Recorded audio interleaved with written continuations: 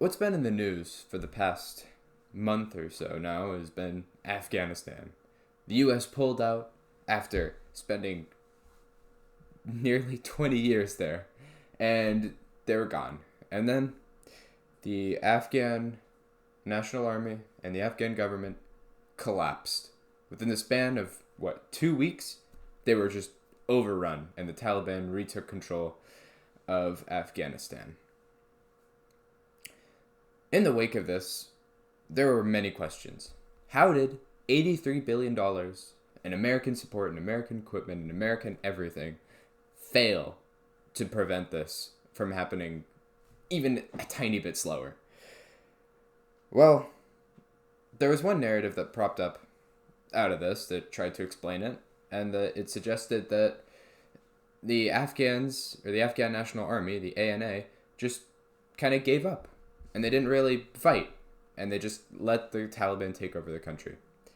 Maybe this wasn't a super widespread belief, but it's one I saw, and it disgusted me. And that's why I want to make this video here today. So let's take a look at some of the basics really quickly. It's been widely touted that the Afghan army was roughly 300,000 soldiers. This is just completely incorrect. And why is because of a phenomenon known as ghost soldiers, where officials and commanders asked for pay for soldiers that existed on paper, but in reality, they didn't, and they wouldn't fight, or they just weren't even in the army in the first place. And the money that was supposed to be sent to them to equip them and train them disappeared into, of course, the pockets of those same officers. And that kind of carried throughout all of Afghan leadership. An incredibly corrupt government. There were so many ministers, and even the chief of army and all that, just being replaced constantly due to the amount of corruption that was rife within their ranks. Again, America was just funneling so much money, and just so much of it didn't actually go to where it was needed. It just disappeared. This, of course, is why, even though people say that the Afghan army, or the ANA, was just, being funded and trained by the Americans, they should have all this modern equipment and stuff, a lot of that didn't really appear in reality. There were many Afghan units they ran out of bullets, they ran out of food, they ran out of supplies, and no one came to help them, or resupply them, or give them rest, or give them competent leadership, and it was like they were not being funded at all. And the ANA were not blessed with fighting an enemy that fought conventionally or stupidly. The Taliban fought very, very well and very smart. One such way was the use of terror tactics. I mean, we've seen the bombings and suicide bombings, all that, but there are other ways that we saw increasingly as the Afghan army and government was pushed back. And that was that the Taliban, they tended to massacre anyone who had dared to resist them and grant amnesty to those who had surrendered immediately. Combined with incredibly corrupt officers that the ANA felt abandoned by and just left to die, this was very, very effective at just causing many Afghan soldiers to just desert or just leave, because why fight for officers that just aren't even going to be there for you?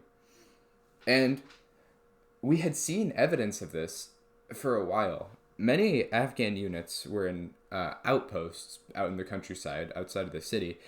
The way they fell was that the Taliban would surround them, completely cut them off, and then just starve them out. And they just kept doing this, and it would work. They were supposed to be able to be supplied by air, but that started to not come at all. Again, this country was incredibly corrupt. So what about the commandos? They're supposedly elite. How could they have not stopped this? And it is true that they were elite. They were very good forces and highly, highly motivated. We saw that because, as aforementioned, if the Taliban found any soldiers who just resisted or didn't surrender immediately, they would execute them. And following the fall of Kabul and many other cities, we saw just that happen to many Afghan commandos. A very, very unfortunate affair. Yet, this shows that their spirit was not broken. And they were sent everywhere to plug holes. And they did that effectively, but it just wasn't enough. When led by incompetent leaders, there's just really not much they could do. And that's not to say that they were only doing that, though. There were actually many little regions and towns and cities during those many weeks of fighting, even during that 2-week period where the Afghan government collapsed after the U.S. pulled out, where the Afghan commandos and ANA in general actually managed to do several successful counterattacks and take back territory from the Taliban. It just wasn't enough. Now, something else I want to mention, I feel I need to mention, is the amount of casualties the ANA had suffered compared to American casualties during this long war. And that is, during this time frame, or I guess for a long time, the Afghan National Army was actually kind of shrinking. They were losing roughly 5,000 soldiers a month to attrition and various means, with only 300 to 500 new recruits replacing them. And since May 1st, they had suffered 1,537 killed and 972 wounded. And in total, over the 20-year war, 69,000 Afghan National Army troops would lose their lives. To put that into perspective, the U.S., over that 20-year period, lost 2,355 soldiers. Yeah.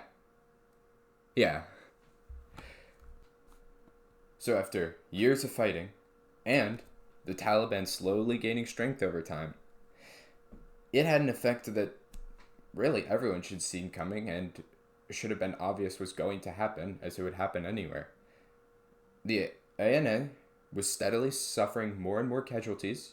Its government and officers were incredibly corrupt, and they just didn't have enough supplies, and they were constantly losing so many soldiers, and everyone's just constantly witnessing people die against the Taliban, who just never would give up. So all this culminates in a plummeting of the morale for the soldiers. They have no means to fight, and given those tactics, as I aforementioned about the Taliban, they just tended to surrender. They were exhausted. And that's not even to mention how many members of the Afghan government that actually may have had ties to the Taliban. Why fight for someone who may be working with the enemy? As unfortunate as it may seem, or is, there's just nothing they could do. And in that situation, it's understandable.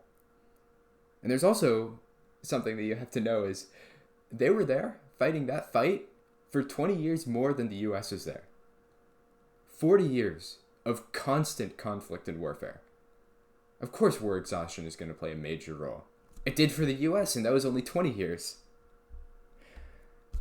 And that's why I hate seeing people reduce this down to the Afghans having no will or putting up no fight. This is categorically false and downright disrespectful to the common soldiers who had a will but no way to fight against the Taliban. I hold those who reduce this incredibly complex situation and very unfortunate scenario in utter contempt. It's disgusting to me that people would do this. And that's why I also waited a bit in order to make this video, because I wanted to make sure that what I was saying had truth in it. And I didn't want it to mean anyone. Now, I want to end this on a different note about what the U.S. should do now and how they should handle things. It's clear to me that 20 years and $83 billion, it wasn't enough to fix the massive problems that were in the Afghan national government, which, to be fair, we kind of didn't do much about. But more time, more money, it doesn't seem like it would do much.